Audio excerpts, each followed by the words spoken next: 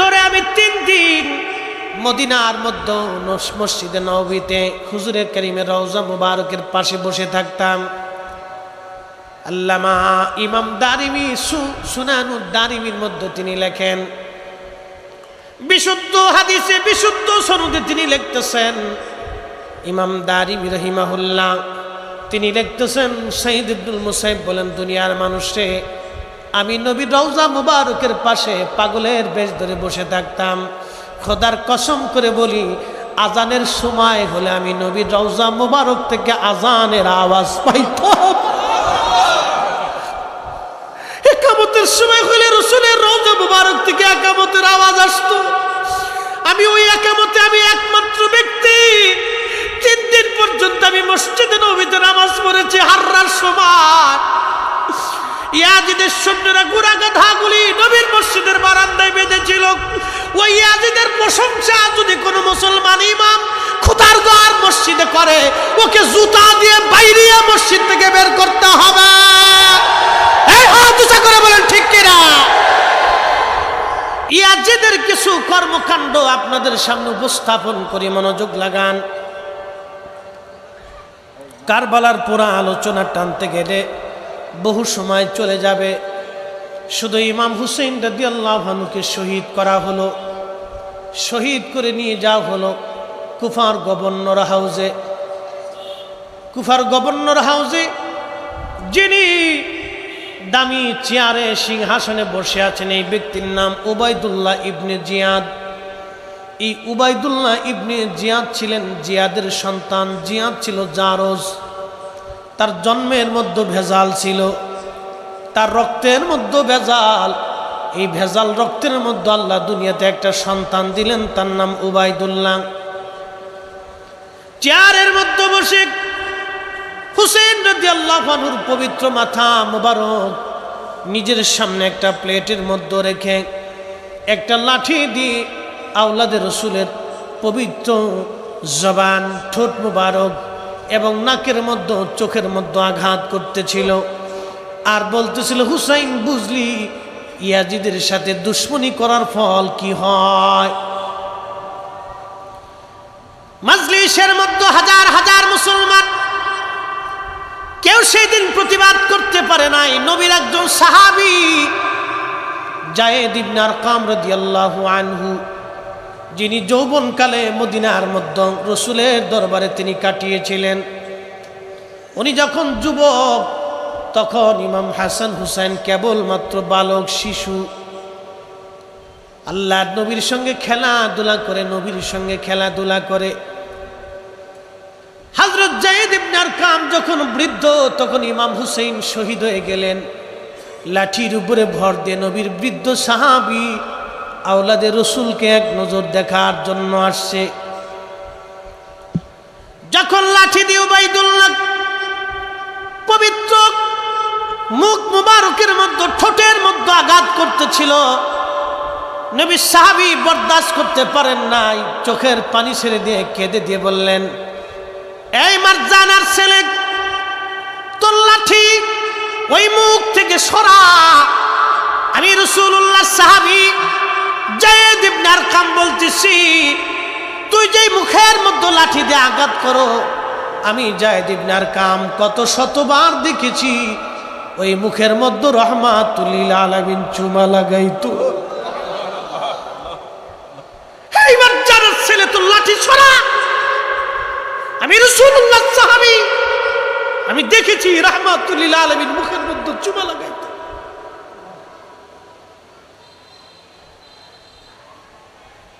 Ubaidullah ডাক দিয়ে বলতেছে, এই বুড়া, তুই যদি বৃদ্ধ না হতি তোকে এখানে কতল করতাম। যায়েদ ইবনে আরকাম চিৎকার দিয়ে বলে উঠলেন, মারজানার ছেলে,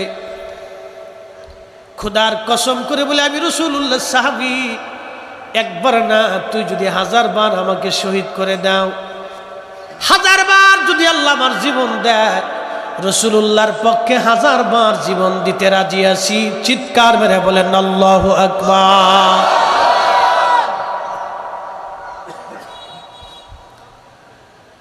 সেই দিন উবাইদুল্লাহ ঘোষণা দিল, হুসাইনের মাথা সারা কুফা নগর ভরে অলিগলি দিয়ে 3 দিন পর্যন্ত ঘোরাও। আহা, 3 দিন পর্যন্ত ঘোরানো হলো।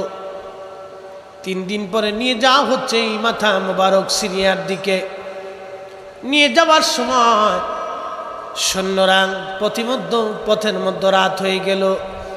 একটা গির্জার পাশে দেখলেন, গির্জার পাদ্রী জিজ্ঞেস করলেন, পাদ্রী, যদি রাতটা তোমার গির্জায় আমাদেরকে থাকার অনুমতি দাও, তাহলে কিছু পয়সা করি তোমাকে আমরা গিফট দিয়ে যাব। পাদ্রী ডেকে বললেন, তোমরা কারা? বলে, আমরা মুসলমান, সিরিয়ান ইয়াজিদি সৈন্য। তোমাদের বর্ষার গায়ে ঝুলিয়ে রেখেছ ওই সুন্দর নুরানি চেহারার মাথা কার? এত সুন্দর মানুষ আমি জীবনেও কোনোদিন আগে দেখি নাই। একবার জোরে বলা যাবে কে মারহাবা?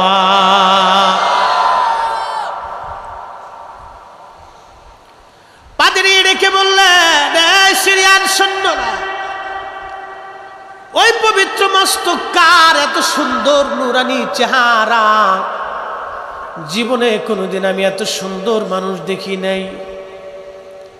ওরা বলল, এরা আমাদের নবীর দৌহিত্র হুসাইনের মস্তক কেটে নিয়ে আসছি।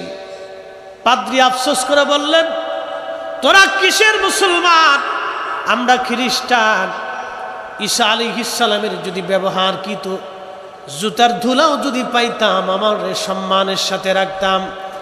আর তোরা নবীর আওলাদের গলায় কেটে দিয়ে মাথা ঝুলিয়ে বর্ষার আগে বিদায়া তোরা চলে যাচ্ছিস। তোরা কি করে মুসলমান হতে পারিস? রে সিরিয়ান সৈন্যরা, একটু মাথা মোবারক দিবি, আজকে একটা রাতের জন্য খেদমত করতে চাই। একবার জোরে বলা যাবে কি আল্লাহু আকবার? ইমাম হযরতে হাইতেমিয়া শাফি as-সামাইকুল মুহরিকার মধ্যে লেখেন, ওই পবিত্র মস্তক মুবারক নিয়ে যাওয়া হচ্ছিল। পাদ্রী বললেন, মহিলারা কারা? বলে, আমার নবীর বংশের মহিলা। বলে, একটা রজনী নবী বংশের আওলাদদেরকে খেদমত করার সুযোগ দিবি রে, তারা ক্লান্ত শ্রান্ত। বিনিময় আমার এই গির্জার ভিতরে 10,000 স্বর্ণ মুদ্রা আছে রে সিরিয়ান সৈন্যরা। 10,000 স্বর্ণ মুদ্রা তোদেরকে দিয়ে দিব। আজকে একটা রাত্রের জন্য হুসাইনের পবিত্র মস্তকের খেদমত আমি করতে চাই, আওলাদের রসুলদের খেদমত করতে চাই। যদিও আমি মুসলমান না, আমি একজন খ্রিস্টান। পাদ্রী, দিবি তোরা 10,000 স্বর্ণ মুদ্রা দিবি। একসাথে বলা যাবে আল্লাহু আকবার। হযরত ইমাম মালিক 80 বছর ধরে মদিনাতে জুতা পরেন নাই। পার মধ্যে কতবার ফুসকা পরে ঘা হলো, রক্ত পড়ল। মদিনার হাউদের মধ্যে কোনোদিন পেশাব পায়খানা করেন নাই, এমনকি থুতু পর্যন্ত ইমাম মালিক রহিমাহুল্লাহ ফেলেন নাই। জিজ্ঞেস করা হলো, ইমাম মালিক, দুনিয়ার কত আলেম এই মদিনার মধ্যে জুতা পরল?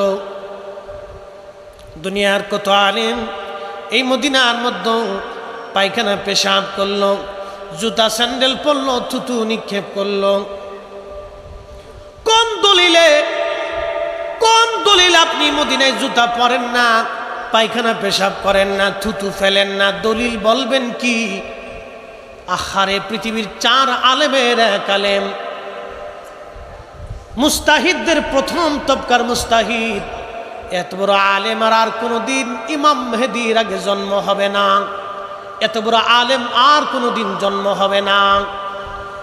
এত বড় আশিক রাসূলও কোনোদিন জন্ম হবে না। 80 বছর ধরে একটা মানুষ কল্পনা করতে পারবেন ওনার হায়াত পর্যন্ত কোনোদিন মদিনার মধ্যে জুতা পরেন নাই, কোনোদিন পেশাব পায়খানা করেন নাই, কোনোদিন তিনি থুতু পর্যন্ত মদিনার মাটির মধ্যে ফেলেন নাই। আল্লাহু আকবার। দলিলটা হলো, দলিল কি? ইমাম মালিক ইবনে আনাস রাদিয়াল্লাহু আনহু দলিল দিলেন, একটা দলিল, ভালোবাসার দলিল দিয়েছিলেন। যেই মাটির ভিতরে আমার নবী রাহমাতুল লিল আলামিন ঘুমিয়ে আছে, আমি ইমাম মালিকের কলিজার মধ্যে কি করে সাহস হবে এই মাটির মধ্যে জুতা পরতে, এই মাটির মধ্যে থুতু ফেলতে, এই মাটির মধ্যে আমি পায়খানা পেশাব করব? আমি ইমাম মালিকের কলিজায় সাহস হতে পারে না। একসাথে বলবেন আল্লাহু আকবার। আপনি কওমি হতে পারেন, তবলিগি হতে পারেন, জামাত ইসলাম হতে পারেন, আলে হাদিস হতে পারেন, আপনার আট্টশির হতে পারেন, সরসিনা, ফুরফুরা, জৈনপুর, সোনাকান্দা, এরপরে আপনার ইমামের রব্বানি দরবার শরীফ হতে পারেন, বাংলাদেশের সমস্ত সুন্নি দরবার মসলুকে আলা হযরত কাদেরিয়া, চিশতিয়া, নকশবন্দিয়া, মুজাদ্দিদ, হানাফি, শাফি, মালিকি, হাম্বলি, রাজনৈতিকভাবে যে দল হতে পারেন, পারিবারিকভাবে যে বংশ হতে পারেন, মুসলমান হিসেবে হযরত আওলাদে রাসূল ইমাম হুসাইন রাদিয়াল্লাহু আনহু আমাদের সবার। আল্লাহ রাসূল বলেন আল হাসানু ওয়াল হুসাইনু সাইয়্যিদা শাবাবি আহলিল জান্নাহ, মাশহুর হাদিস। আল হাসানু ওয়াল হুসাইনু সাইয়্যিদা শাবাবি আহলিল জান্নাহ, আমার হাসান আর হুসাইন আমার দুইজন বংশধরেরা জান্নাতের যুবকদের সর্দার। এই যুবক আপনাকে বলতেছি, যুবক, যুবক আপনাকে বলছি, জান্নাতে আপনার সর্দার যিনি হবেন, তিনি হাসান আর হুসাইন, জান্নাতের যুবকদের সর্দার। এই কথা আমরা নির্বাচন করি নাই, এই মর্তবা আমরা ভোট দিয়ে দিই নাই। এই মর্তবা যিনি দিলেন তিনি স্বয়ং আমার আল্লাহ। আল্লাহর ইচ্ছা অনুযায়ী নবীজি ঘোষণা দিয়েছেন, আল্লাহর ইচ্ছা না হলে নবী ঘোষণা দিতেন না। আল্লাহর পছন্দ হয়েছে হাবিব আপনার দুইটা কলিজার টুকরা হাসান আর হুসাইন, আপনি তাদেরকে ভালোবাসেন, আমি আল্লাহ তাদেরকে একটা মর্যাদা দিয়ে দিলাম, একটা সম্মান দিলাম, তারা জান্নাতি যুবকদের সর্দার। একবার জোরে বলা যাবে মারহাবা? আচ্ছা, টাকা দিয়ে জান্নাত পাওয়া যায়? সুযোগ আছে না? আল্লাহ রসুল জান্নাতের একটা মর্তবা বলেছেন, জান্নাতের একটা চাবুক, যেই চাবুক দিয়ে আমরা ঘোড়া দাবড়াই, ঘোড়ার পিঠে আঘাত করে, জান্নাতি একটা চাবুক। এই চাবুক এক পাশে রাখবে আর সারা পৃথিবী আর এক পাশে রাখবে। জান্নাতের একটা চাবুক এক পাশে রাখবে, পৃথিবীর সারা সৃষ্টি আর পৃথিবী আর এক পাশে রাখবে। ওই জান্নাতের একটা চাবুকের এই দামের সমান সারা পৃথিবী বিক্রি করলেও হবে না। সেই জান্নাতের আটটা জান্নাত, তো কোন কোন বান্দাকে 10টা দুনিয়ার সমান একটা জান্নাত দেওয়া হবে, মানে 10টা দুনিয়ার সমান জান্নাতের জায়গা তার জন্য বরাদ্দ হবে। সেই জান্নাতের সব যুবকদের সর্দার। পাদ্রী ডাক দিয়ে বলতেছে, আজকে রাত্রের জন্য দিয়ে দাও। ওরা বলল হ্যাঁ নিয়ে যান, কারণ ওরা তো দুনিয়ার সম্পদের লোভী ছিল। ওদের হাতের মধ্যে যে রত্ন, এই রত্ন ওরা চিনতে পারে নাই, কিন্তু দুনিয়ার মোহে পরে ওরা পাগল হয়ে গেল। হযরতে ইমাম হুসাইন রাদিয়াল্লাহু আনহুর মস্তক দিয়ে দেওয়া হলো পাদ্রীর কাছে। পাদ্রী নিয়ে গেলেন, মহিলাদেরকে অন্দরমহলে পাঠিয়ে দিলেন, মহিলাদেরকে দায়িত্ব দিয়ে দেওয়া হলো সেবা করার জন্য। তাদের রাত্রিবেলা খানা দানের ব্যবস্থা, বিশ্রামের ব্যবস্থা করা হলো। এবার ওই পাদ্রী পবিত্র মস্তক মাথা মোবারক নিয়ে গেলেন তিনার রুমের মধ্যে, একটা স্বর্ণের প্লেটের মধ্যে রেখে পরিচ্ছন্ন পানি এনে ওই পানি দিয়ে ইমাম হুসাইন রাদিয়াল্লাহু আনহুর মাথা, দাড়ি, রক্তগুলি পরিষ্কার করতে লাগলেন আর কাঁদতে লাগলেন। সারা রাত্র মস্তক মুবারকের সামনে পাদ্রী বসে বসে কাঁদতে লাগলেন। লক্ষ্য করলেন আল্লাহর আকাশ থেকে একটা নূর মুবারক এসে ইমাম হুসাইন রাদিয়াল্লাহু আনহুর মস্তক বরাবর, আসমান বরাবর ফাঁকা হয়ে গেল। এই নূরের ভিতরে অদৃশ্য আশ্চর্য দৃশ্যগুলি দেখে পাদ্রী আর স্থির থাকতে পারলেন না, তার জবানে পড়ে ফেললেন লা ইলাহা ইল্লাল্লাহু মুহাম্মাদুর রাসূলুল্লাহ। পাদ্রী এবার পড়ে ফেললেন কালেমা। এই দৌলত নিয়ে পাদ্রী ইমানের দৌলতওয়ালা হয়ে গেলেন। একবার জোরে বলবেন কি মারহাবা? একদল মস্তক বহন করলো কিন্তু জান্নাত নিতে পারল না। আর একজন মস্তক মোবারক রাতে নিয়ে তিনি ইমানের দৌলতওয়ালা হয়ে গেলেন। শুধু ইমানের দৌলতওয়ালা না, ইশকে রাসূলের দৌলতওয়ালা হয়ে গেলেন। আরে ইমান তো ওই ইয়াজিদেরও ছিল, কি কথা কন না? ইমান তো ইয়াজিদের সৈন্যদেরও ছিল, ইমান তো ওদেরও ছিল, কিন্তু ইশকে রাসূলের দৌলত তো সবার ভিতরে নাই। ইশকে রাসূলের দৌলত এটা আলাদা নিয়ামত, এটা পাদ্রীর কলিজার ভিতরে এসে গেছে। খেদমত মহাব্বত এসে গেছে পাদ্রীর কলিজার ভিতরে, স্থির থাকতে পারে না। দিবি 10,000 স্বর্ণ মুদ্রা তোকে আলাদা দিয়ে দিই। ওটা মস্তক বহন করলো বটে, কিন্তু নিয়ামত নিতে পারলো না। কিন্তু পাদ্রী নিয়ামত নিয়ে নিল। মস্তক নিয়ে যা হলো সিরিয়াতে। একটা কথা খেয়াল রাখবেন, শহীদ হলেন কারবালা, নিয়ে আসা হলো কুফা, সেখানে 3 দিন ঘোরানো হলো, 2-4-5 দিন এদিকে পার হয়ে গেল। মস্তক নিয়ে যা হলো সিরিয়াতে। সিরিয়াতে নিয়ে যাওয়ার পরে ইয়াজিদ বলল 3 দিন পর্যন্ত সিরিয়ার অলিগলি দিয়ে শুধু ঘোরাও, মানুষে দেখাও। আপনি তো খুব মোহাম্মতে পাগল হয়ে গেছেন, মোহাম্মতে গদু গদু হয়ে গেছে, উরি সর্বনাশ। খুব ভালো মানুষ ছিল, নামাজ কালাম পড়ে একবার ইয়াজিদ একবার উদ্ধার করে ফেলেছে। কোটি বছর নামাজ পড়লে কি হবে যদি ইশকে রাসূল না থাকে? কি কথা বলেন না কেন? কোটি বছর নামাজ পড়লে কি হবে যদি ইশকে রাসূল না থাকে? ইয়াজিদ এই পবিত্র মস্তক 3 দিন পর্যন্ত সারা এলাকা ভরে ঘুরাইতে বললেন। সারা এলাকা ঘোরানো হচ্ছে পবিত্র মাথা। সবাই তো আর ইয়াজিদের দলের না। ইশকে রাসূল যাদের কলিজায়, রাস্তার পাশে দাঁড়ায় দাঁড়ায় তারা কাঁদতেছে। একটা নজর আওলাদের রাসূল দেখার জন্য তারা প্রতীক্ষায় দাঁড়িয়ে আছে। একজন আশিকের রাসূল পবিত্র মস্তক দেখে তিনি কোরআনের একটা আয়াত তেলাওয়াত করলেন এইভাবে, আম হাসিবতা আন্না আসহাবাল কাহফি ওয়ার রাকিমি কানু মিন আয়াতিনা আযাবা।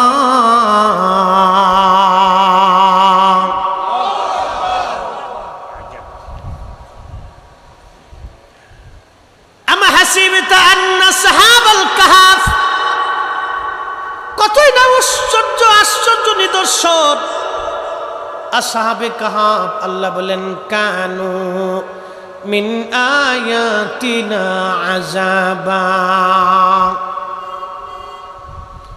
আশ্চর্য নিদর্শনাবলীর মধ্যে অন্যতম নিদর্শন এই আসহাবে কাহাফ।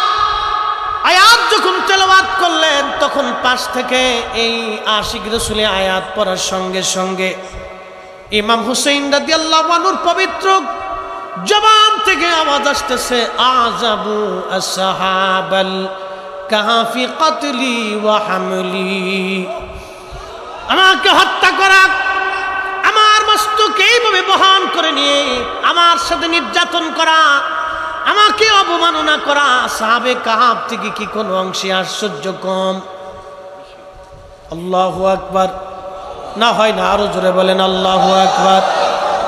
ইমাম হুসেন রাদিয়াল্লাহু আনহুর জবান থেকে আওয়াজ আসলো, আল্লাহ কোরআনে বলেন, ওয়ালা তাকুলু লিমান ইউকতালু ফি সাবিলিল্লাহি আমওয়াত বাল আহইয়াউ ওয়ালাকিন লা তাশউরুন।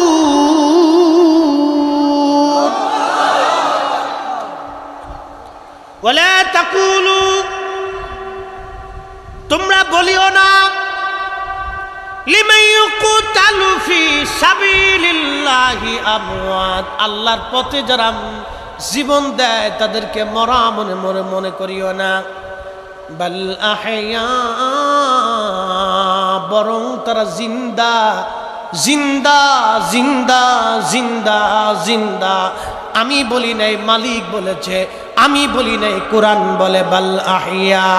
আল্লাহর পথে যারা জীবন দেয় তারা জিন্দা জিন্দা জিন্দা জিন্দা। এই জন্য আল্লাহর ওলিরা মরে যাওয়ার পরও জিন্দা, আল্লাহর নবীর ইন্তেকালের পরও রওজা শরীফে জিন্দা। আল্লাহর পথে জীবন যারা দেয় শহীদ হয় ইন্তেকালের পরেও তারা জিন্দা। যারা মানবে না, তারা কোরআন মানে না, ওরাই হলো গিরগিটির দল। কোরআন বলে ওয়ালাকিন লা তাশউরুন, তোমরা বুঝো না, অনুধাবন করো না যে তারা জিন্দা, তোমরা বুঝো না তারা জিন্দা। খাসাইসুল কুবরার ভিতরে ইমাম জালালউদ্দিন সুয়ুতি রাহিমাহুল্লাহ তিনি লেখেন, রাসূল করিম সাল্লাল্লাহু আলাইহি সাল্লামের চাচাতো ভাই জাফর রাদিয়াল্লাহু আনহু মুতার প্রান্তরে জিহাদের ময়দানে রওনা করবে।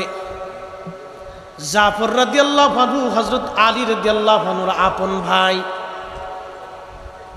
আল্লাহর হাবিবের চাচাতো ভাই আবু তালিবের বেটা জাফর, নবীজির কলিজার টুকরো চাচাদের মধ্যে যিনি একজন চাচা আল্লাহর নবীকে সারা জীবন ভালোবাসছে, তেনার নাম আবু তালিব।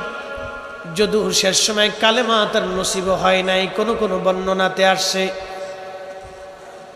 যে কিয়ামতের মাঠে সবচেয়ে কঠিন আযাব, যা সবচেয়ে সহজ আযাব জাহান্নামের মধ্যে হবে, তার নাম আবু তালিব। ইমাম সুয়ুতি মাসালিকুল হুনাফার মধ্যে তিনি কথাও লিখেছেন, হাদিস এনেছেন। যদি আল্লাহ ক্ষমা করেন রাসূলের কারণে, সেটা আল্লাহর ইচ্ছা। সুপারিশ রাসূলুল্লাহর হাতে থাকবে, সেটা আলাদা ফাংশন, ওটা আমরা বলতে পারবো না। কিন্তু রাসূল করিম সাল্লাল্লাহু আলাইহি সাল্লামের চাচার সন্তান জাফর এবং আলী দুইজন। জাফর কালেমা পড়লেন, নবী ঘোষণা দিলেন মুতার প্রান্তরে তিনজন সেনাপতি হবে। প্রথম সেনাপতি আমার পালিত বেটা জায়েদ, দ্বিতীয় সেনাপতি আমার চাচাতো ভাই জাফর, তৃতীয় সেনাপতি আব্দুল্লাহ বিন রাওয়াহা রাদিয়াল্লাহু আনহু। এই তিনজন সেনাপতি বিদায় নিয়ে আসো আপনজনদের কাছ থেকে। জাফর চলে গেলেন বাড়ি যায় বিবিকে বলেন, বিবিরে রাসূল করিম আমাকে মুতার প্রান্তরের সেনাপতি নির্বাচন করেছেন, আমি দ্বিতীয় নাম্বার সেনাপতি, এবং আল্লাহর নবী তিনজনকে সেনাপতি বানিয়েছেন। প্রথম নম্বরে জায়েদ, নবী বলেছেন জায়েদ শহীদ হয়ে যাওয়ার পরে জাফর সেনাপতি হবে। জাফর শহীদ হয়ে যাওয়ার পরে আব্দুল্লাহ বিন রাওয়াহা সেনাপতি হবে।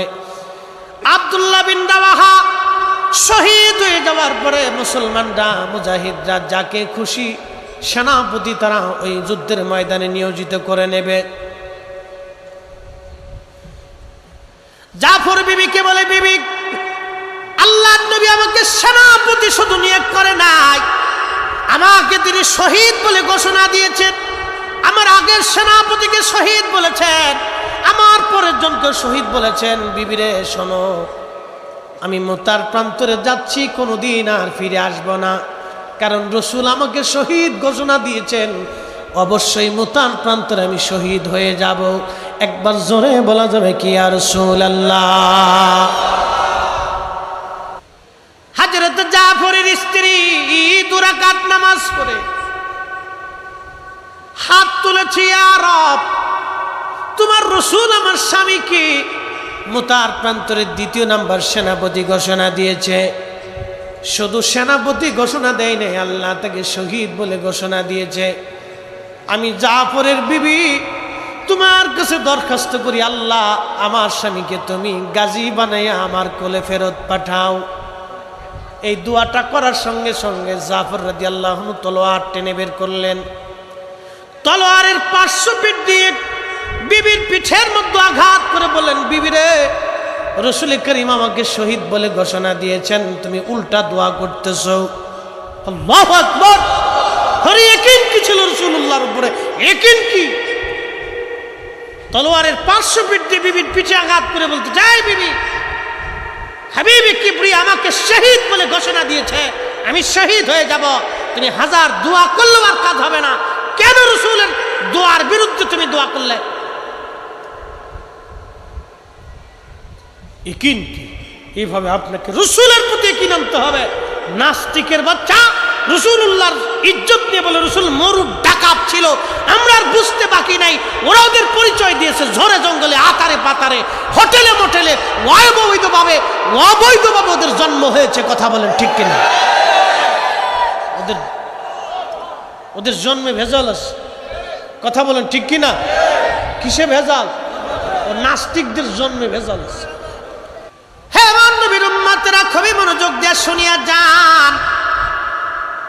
আল্লাহর হাবিবের সাহাবী জাফর রাদিয়াল্লাহু আনহুর দুইটা হাত কাটার পরে আল্লাহর নবী মদিনার রাস্তা দিয়ে হেঁটে যায়। এমন সময় নবীজি বলেন ওয়ালাইকুম আসসালাম। সাহাবীরা বললেন হুজুর সালাম দিল কে? জবাব আপনি দিলেন। আল্লাহর নবী ডাক দিয়ে বললেন আমার সামনে দিয়ে আমার জাফর উড়ে উড়ে যায়। আমার জাফরকে দুইটা হাতের বিনিময়ে আল্লাহ দুইটা পাখা দিয়ে দিছে। আমার জাফর জান্নাতের যেখানে খুশি সৃষ্টির সেখানে আমার জাফর উড়ে উড়ে যায়। একসাথে বলেন আল্লাহু আকবার। আমার জাফরের দুইটা হাত কাটার পরে আল্লাহ দুইটা পাখা দিয়ে দিছে। আটটা জান্নাতের যেখানে খুশি সেখানে ঘুরে বেড়ায়। আমার জাফর আমার সামনে দিয়ে যাওয়ার সময় আমাকে সালাম দিয়ে গেছে, আমি তো সালামের জবাব দিছি। আরে দুনিয়ার নবী, রূহের দুনিয়ার নবী, দুনিয়ার জগতের নবী যদি নূরের জগতের জাফরের সালামের জবাব দিতে পারে, রাহমাতুল লিল আলামিন রওজা শরীফ থেকে আজকে আমাদের সালামের জবাব দিতে পারে, নবী আজকের মাহফিল দেখতে পারে। কথা বলেন ঠিক কিনা? ইমাম হুসেইন শাহাদাতের পরেও জিন্দা। মস্তক থেকে আওয়াজ আসলো, কি চমৎকার! আশিক রাসূল তার কপালে চুমা দিলেন, তার মুখে চুমা দিলেন। একসাথে বলা যাবে না মারহাবা? প্রিয় মুসলমান, আসকালানের গভর্নর পবিত্র মস্তক রেখে দাফন করে দিল। হযরত ইমাম হুসেইন রাদিয়াল্লাহু আনহুর মস্তক 554 হিজরিতে ওই অঞ্চল কাফেররা যখন দখল করে নিল, মিশরের গভর্নর বললেন 30,000 স্বর্ণ মুদ্রা তোমাদেরকে দিব, ইমাম হুসেইন রাদিয়াল্লাহু আনহুর মস্তক আমরা নিয়ে আসব। ওরা বলল 30,000 স্বর্ণ মুদ্রা পাবো, তাহলে নিয়ে চলে যাও, ওটা তো আমাদের দরকার নাই। 30,000 স্বর্ণ মুদ্রা দিয়ে মিশরের গভর্নর স্বর্ণ সামন্ত নিয়ে জুতা পায়ে দিয়ে না খালি পায়ে গেলেন। একসাথে বলবেন কি মারহাবা? আল্লাহ এশকে রসুল কি জিনিস এদের থেকে শিখে যাবেন। জুতা পায়ে দিলেন না, উনি হুকুম দিলেন প্রত্যেকটা স্বর্ণ যারা ইমাম হুসেইন পবিত্র মস্তক আনতে যাবা কেউ জুতা পায়ে থাকবে না। আওলাদ রসুলের সম্মানে জুতা খুলে ফেলবে, তোমরা খালি পায়ে যাবে। খালি পায়ে যখন ওনার কবর থেকে পবিত্র মাথা ওঠানো হলো, 500 বছর আগে যেইভাবে দাফন করা হয়েছিল, 500 বছর পরে ঠোঁট পর্যন্ত শুকায় নাই, চেহারার লাবণ্যতা নষ্ট হয় নাই, একটা চুল পর্যন্ত পড়ে যায় নাই, চোখের পাওয়ারও নষ্ট হয় নাই। একবার জোরে বলবেন কি মারহাবা? 500 বছর পরে মাটির ভিতরে ইমাম হুসেইন একই রকম পবিত্র মস্তক, চেহারার সৌন্দর্য লাবণ্যতা নষ্ট হয় নাই, নাক নষ্ট হয় নাই, চুল দাড়ি মুবারক নষ্ট হয় নাই, ঠোঁট শুকিয়ে যায় নাই, দাঁত নষ্ট হয় নাই, চোখের সেই লাবণ্যতা নষ্ট হয় নাই, চোখের সেই সৌন্দর্য নষ্ট হয় নাই, সেই রক্ত তখনও ঝরতেছিল। 500 বছর পর ওনার পবিত্র মাথা থেকে জান্নাতের মিস্কের ঘ্রাণ আসতেছিল। না হয় না? আরো জোরে, আরো জোরে। তিনি আওলাদে রাসূল, ওনার মহব্বতে আজকে বসে গেছে। কপাল আমার ভালো হবে না, ঘরে শুয়ে থাকবে, ওর ভালো হবে। তার মহব্বতে আসছে। সৈয়দা শাবাব আহলিল জান্নাহ সুলতানে কারবালার মহব্বতে আসছে। যে শহীদ না হলে দ্বীনই খুঁজে পেতেন। ইমাম হুসেইন যদি সেই দিন ইয়াজিদের সাথে বশ্যতা মেনে নিতেন তো ইসলাম হারিয়ে চলে যেত। নবীর উম্মত মিথ্যার কাছে মাথা নত করত। এই জন্য দেখবেন যুগে যুগে যুগে যুগে নবীর উম্মত মিথ্যার কাছে মাথা নত করে নাই, জীবন দিয়েছে কিন্তু মাথা নত করে নাই। ঠিক কিনা? মুহতারাম উপস্থিতি, ইমাম হুসেইন রাদিয়াল্লাহু আনহু জীবনের ছোট্ট ঘটনা আপনাদের সামনে উপস্থাপন করলাম। মদিনার মানুষ পরের বছর বিদ্রোহ ঘোষণা করল। ইয়াজিদ তার সৈন্য মুসলিম ইবনে উকবাকে পাঠিয়ে দিলেন, ঘোষণা দিলেন, যা 3 দিন মদিনার মানুষকে ডাকবি আমার বায়াতের জন্য। যদি মদিনার মানুষ আমার বায়াত না মানে 3 দিন মদিনাকে হালাল করবি, যা খুশি তাই মদিনাতে করবি, যত মানুষ পাবি হত্যা করবি, যত নারী পাবি ধর্ষণ করবি। আমার দিকে তাকান, ইতিহাস বড় নির্মম। এই 3 দিনকে হাররা দিবস বলা হয়। হাররা ইতিহাসে, তারিখে, সিরাতে, হাদিসে নববীর ভাষাতে হাররা হাররা। কিবার তাবিঈন, তাবিঈনদের যিনি শিরোতাজ ছিলেন সাইদ ইবনুল মুসাইয়িব রাদিয়াল্লাহু আনহু, সাহাবী না কিন্তু তাবিঈদের মধ্যে সর্বশ্রেষ্ঠ তাবিঈ। আল্লাহু আকবার। আহা, তিনি ইয়াজিদের সৈন্যরা মদিনায় নবীর মসজিদে 3 দিন আযান দেয়, মসজিদ নবীর বারান্দায় 3 দিন ঘোড়া গাধা বেঁধেছিল, মসজিদে নবীতে 3 দিন জামাত হয় নাই, কোনো কাফিরে কাজ করে নাই। আজকে যদি মার্কিন প্রশাসন, পৃথিবীর সব খ্রিস্টানরা ঘোষণা দেয় আমরা মদিনা আক্রমণ করে দখল করে নিব, আল্লাহর কসম করে বলি, মালিকের কসম করে বলি, 1 ফোঁটা রক্ত থাকা অবস্থায় আমরা মুসলমান 1 সেকেন্ডের জন্য বসে থাকবো না। কথা বলেন ঠিক কিনা? মদিনায় 10,000 মুসলমান তারা হত্যা করলো, 80 জন সাহাবী তারা মেরে ফেললো। কল্পনা করতে পারবেন, 80 জন সাহাবী তারা মেরে ফেললো। 1 জন 2 জন সাহাবী মারে নাই, 80 জন সাহাবী মারছিল। রাসূলুল্লাহর 80 জন সাহাবী। আচ্ছা আপনারা বলেন, এখন যদি সৌদি আরবে আল্লাহর নবী সাহাবীর দেহ মোবারক খুঁজে পাওয়া যায়, আর সৌদি সরকার যদি বলে এই সাহাবীর পবিত্র দেহ আমি বাংলাদেশে দেখার জন্য পাঠাবো, 3 দিন বাংলাদেশে সাহাবীর লাশ পরিদর্শন করানো হবে। এই সাহাবী দেখার জন্য বাংলাদেশের কোটি কোটি মানুষ দেখার জন্য দৌড়ায় যাবে। কথা কোন ঠিক কিনা? সাহাবী দেখার জন্য আমাদের কলিজায় যদি এত মহব্বত থাকে, 80 জন সাহাবী যারা হত্যা করলো, আপনি তার মসজিদের মধ্যে বসে প্রশংসা করেন, আর আমি তাকে চুমা দিব নাকি? সারা রাত্র যদি এইভাবে বর্ণনা করি তো বর্ণনা শেষ হবে না। ইয়াজিদের কুকীর্তি বেশি দিন টিকতে পারে নাই। আরে ইয়াজিদ বেশি দিন বাঁচতে পারে নাই। সে ভেবেছিল সাম্রাজ্য আমার চিরদিন টিকে থাকবে না, তার সাম্রাজ্য বেশি দিন আল্লাহ টিকায় নাই। নবীজি হাদিসে কারিমাতে সহিহ বুখারীতে বলতেন, হালাকাতু উম্মতি আলা ইয়াদাই গিলমাতিন মিন কুরাইশ। কুরাইশ বংশের যুবকের মাধ্যমে আমার উম্মত ধ্বংস হয়ে যাবে। হাদিস আবু হুরায়রা রাদিয়াল্লাহু আনহু বর্ণনা করেছেন। আল্লামা ইমাম হযরত আসকালানী আশ-শাফিঈ সহিহুল বুখারীর শরহে বুখারীর মধ্যে তিনি লিখতেছেন, হযরত আবু হুরায়রা প্রত্যেক বাজারে বাজারে যাইতেন আর দোয়া করতেন, আল্লাহুম্মা লা তুদরিকনি সানাতুস সিদ্দিন ওয়ালা ইমারাতুস সিবিয়ান। আল্লাহ, তুমি আমাকে 60 হিজরির যুবকের শাসন থেকে তুমি আমাকে বাঁচাও। মুহাদ্দিস সাহাবী আবু হুরায়রা দোয়া করতেন, আল্লাহুম্মা লা তুদরিকনি সানাতুস সিদ্দিন ওয়ালা ইমারাতুস সিবিয়ান। আল্লাহ, আমাকে 60 হিজরির যুবকের শাসন থেকে তুমি আমাকে বাঁচাও। আবু হুরায়রা ইন্তেকাল করলেন 59 হিজরিতে। উনি দোয়া করতেন, আল্লাহ 60 হিজরির যুবকের শাসন থেকে তুমি আমাকে বাঁচাও।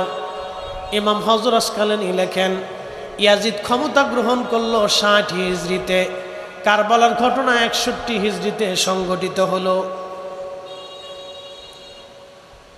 নবী বলতেন, হালাকাতু উম্মতি আলা ইয়াদাই গিলমাতিন মিন কুরাইশ।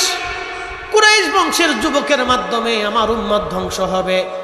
আল্লাহর নবীর এই হাদিস থেকে আবু হুরায়রার দোয়া থেকে বোঝা গেল সেই যুবক অন্য কেউ না, সেই যুবকের নাম Yazid. Yazid Yazid Yazid Yazid, সেই নিকৃষ্ট যুবকের নাম ইয়াজিদ 60 হিজরিতে ক্ষমতায় বসেছিল।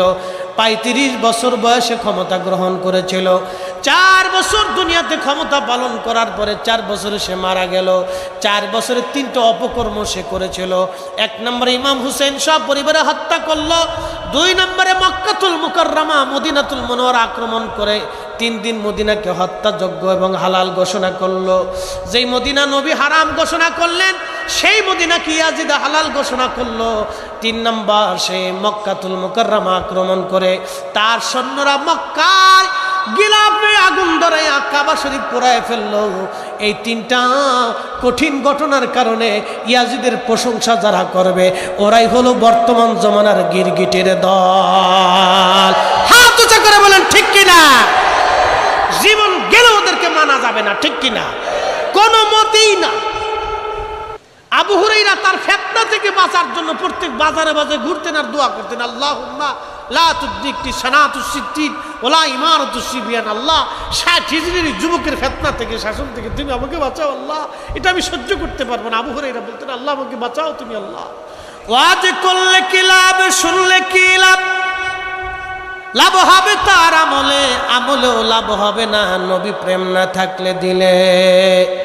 নবী প্রেম থাকলে দিলে লাভ হবে কম আমলে, সুপারিশ করবেন নবী রোজ হাসরের ময়দানে। জ্ঞানী যারা বুঝে তারা শুধু ইশারায়, নাদানের বুঝাইতে পারে আছে কে কোথায়।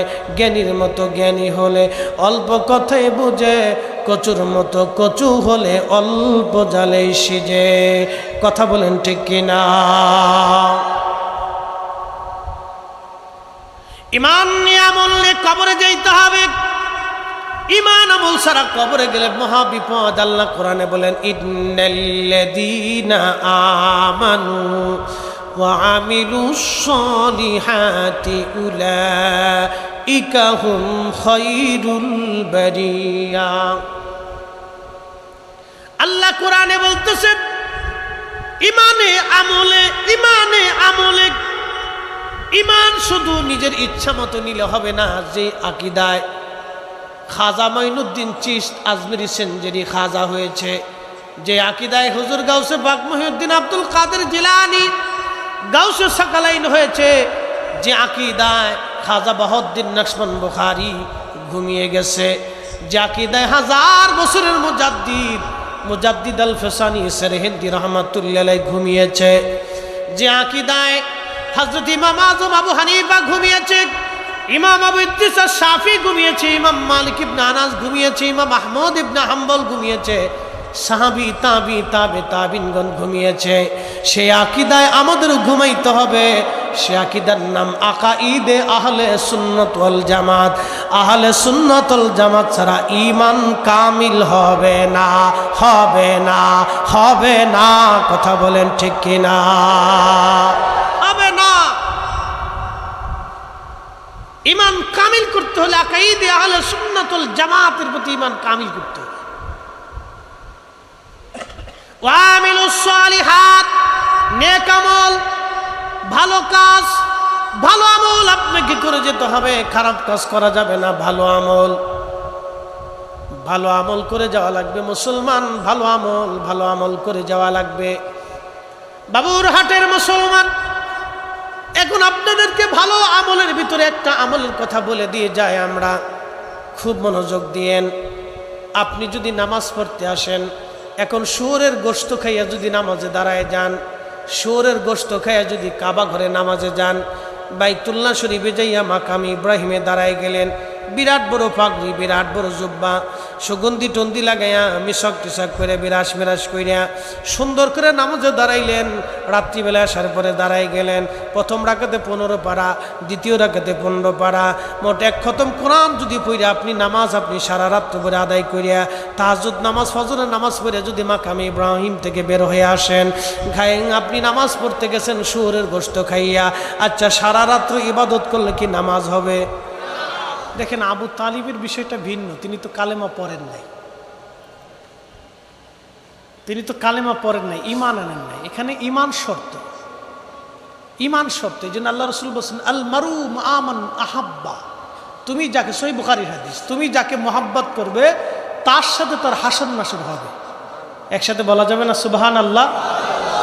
সহিহ বুখারীতে রাসূল বলছেন লা ইউমিন, তুমি ঈমানদারি হবে না হাত্তা আকুনা আহাব্বা ইলাইহি মিন ওয়ালিদিহি ওয়া ওয়ালাদিহি ওয়ান নাসি আজমাইন। দুনিয়ার সব ব্যক্তি, পুরুষ, জীবন, ভালোবাসার মানুষ, পিতা মাতা, আত্মীয় স্বজন যাহা আছে, তোমার সন্তান সন্ততি, সব কিছুর চাইতে আমি নবীকে তোমাকে ভালোবাসলে তাহলে তুমি ঈমানের স্বাদ পাবা। মারহাবা বলবেন না? এখানে ঈমান শর্ত। কি শর্ত? ঈমান শর্ত। ভাইয়ের প্রশ্ন ঠিক আছে, ঈমান শর্ত। আবু তালিব তো ঈমান আনেন নাই, এই জন্য তিনি ভালোবাসছেন কিন্তু বেনিফিট পান নাই, তিনি ঈমান আনেন নাই। আমরা তো ঈমানদার, কালমা পড়ছি, কথা কন না কেন? তাহলে আমরা যেহেতু ঈমান আনছি, তাহলে রাসূলুল্লাহর হাদিস, বুখারী থেকে দুইটা হাদিস আমরা বললাম, দুইটা হাদিসের ভিত্তিতে আমরা বলতে পারি ভালোবাসলেও বেনিফিট পাওয়া যাবে। কি কথা কন না কেন? আরে আল্লাহর খলিলের বিরুদ্ধে দাঁড়াইয়া আগুনে ফু দেওয়ার জন্য যদি একটা প্রাণীর শাস্তি এরকম হতে পারে, আওলাদের রাসূলের গলায় যারা ছুরি চালিয়েছিল, 3 দিন ধরে তাদেরকে নির্মম কষ্ট যারা দিয়েছিল, তাদের পরিবারদের পর্দার বাহিরে এনে ঘোড়ার পৃষ্ঠে চড়িয়ে তাদেরকে বাজারে বাজার প্রদক্ষিণ করা হয়েছিল, রাসূল কারীমের ইজ্জতের চাদর যারা ধরেছিল, আল্লাহি বিল্লাহি তাল্লাহি কাবা শরীফের গিলাফ দিয়েও তাদেরকে কবর দিলে জান্নাত নসিব হবে না। কথা বলেন ঠিক না বেঠিক?